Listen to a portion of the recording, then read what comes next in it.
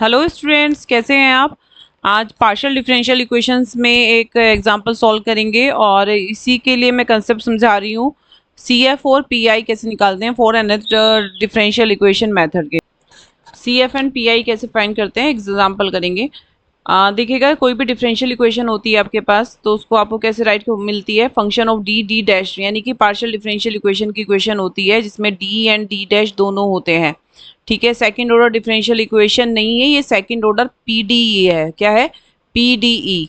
तो z is a function और ये राइट हैंड साइड का होता है, इससे आप फाइंड करेंगे सी एफ। क्या फाइंड करेंगे? C F. इससे आप फाइंड करेंगे पी आई। ठीक है, तो देखिएगा कैसे निकालते हैं। ये हमारे पास कंप्लीट सॉल्यूशन क्या हो जाता है? कंप्लीट सॉल्यूशन होता है C F plus P I.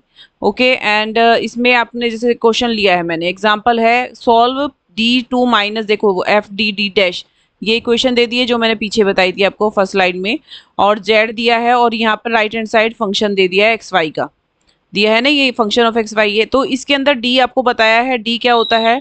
Del by del x, और डी डैश क्या होता है? डी डैश होता है del by del y. Auxiliary equation बनानी है। ऑक्सिलरी इक्वेशन कैसे बनती है? डी को आपको m रखना है और डी डैश को आपको 1 रखना है। इसमें देखिए, इसमें m ने m रखा है, m2 हो गया है, डी आपने m रखा है, डी डैश 1 रखा है, 1 हो गया यहाँ पर, प्लस डी डैश 1 रखा है, दैट इज 2। फैक्टराइज करेंगे, रूट्स फाइंड करेंगे, m इक्वल्स टू 1 एंड 2। सबसे इंपॉर्टेंट रोल प्ले यही होता है, हमेशा याद रखिएगा। सेकंड ऑर्डर डी है आपके पास, second order partial differential equation है, उसको सॉल्विंग करने का तरीका क्या होगा? डी इक्वल्स टू m होगा और D dash equals to 1 put करना है। ओके, ऑक्सिलरी इक्वेशन बनानी है, रूट्स फाइंड करने हैं, तो ये इससे पैटर्न से सॉल्व हो जाएगा। नेक्स्ट देखेंगे सी एफ क्या होता है। सी एफ होता है आपके पास फंक्शन, यानी कि जो दो रूट आए थे आपके पास, क्या क्या रूट आए थे? m इक्वल्स टू 1 था और m इक्वल्स टू 2 था आपके पास। एक फंक्शन 1 के लिए आएगा, एक दूसरा फंक्शन 2 के लिए आ गया है। y m1x plus y m2x रखा गया, 3 होते हैं तो y m3x लग जाएगा।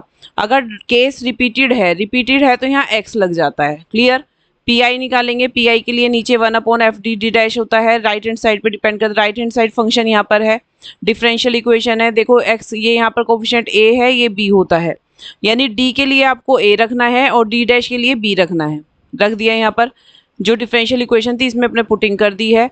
1 माइनस जो भी इक्वेशन थी, डिफरेंशियल इक्वेशन यही थी ना, 1 minus 3 D D dash plus 2 D dash square, ये डी डैश की वैल्यू होती है, ये डी की होती है।